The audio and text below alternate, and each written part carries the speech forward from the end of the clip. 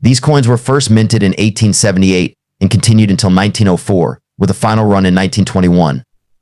However, you might be wondering, wait, a 1978 Morgan dollar? Let's clear that up.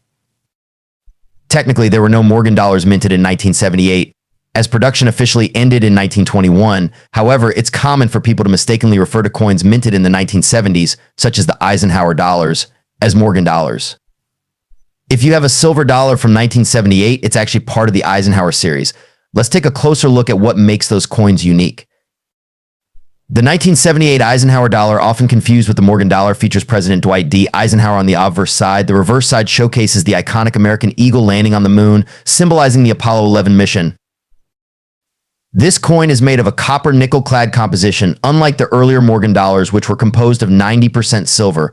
If you're hoping your 1978 dollar coin is worth a fortune, it's important to recognize this distinction. Now, let's talk value.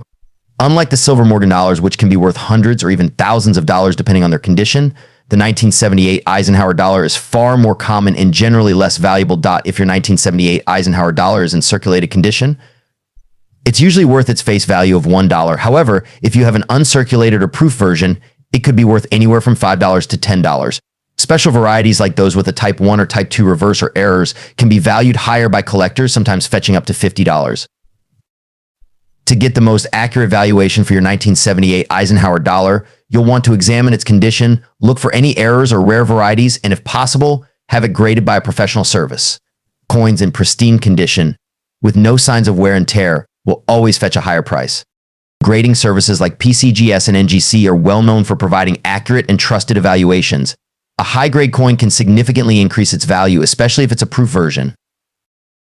While the 1978 Eisenhower dollar may not be as valuable as the iconic Morgan dollars from the late 1800s and early 1900s, it still holds historical significance as part of America's coinage history. Whether you're a seasoned collector or just starting, knowing the details behind each coin can turn a simple hobby into a passion. 1776 to 1976 Morgan $1. Let's start with a bit of history. The United States celebrated its bicentennial in 1976, marking 200 years of independence. In honor of this occasion, the U.S. Mint issued a special series of commemorative coins, including quarters, half dollars, and dollar coins.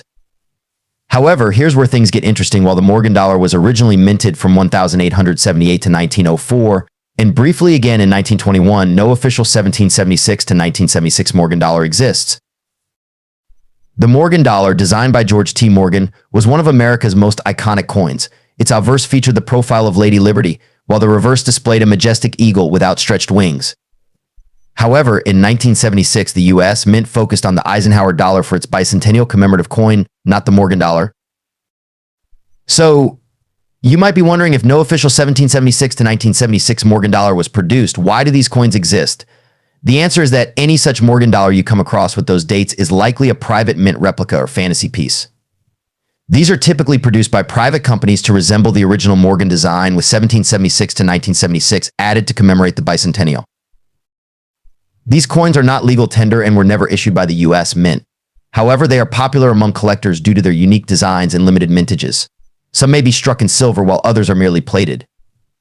It's important to be aware of this distinction if you're interested in buying one. Now, let's talk about how to identify these 1776 to 1976 Morgan dollar replicas. The easiest way is to look for the inscription copy on the coin.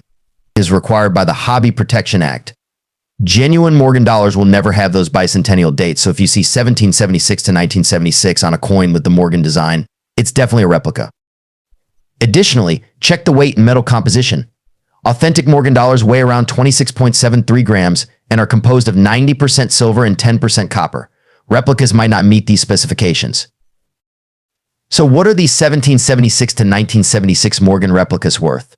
Well, their value largely depends on factors like the quality, metal content, and rarity. For example, if a coin is struck in pure silver, it may be worth more due to the intrinsic metal value. Generally, these replicas range between $10 to $50, with silver-plated versions selling at a premium.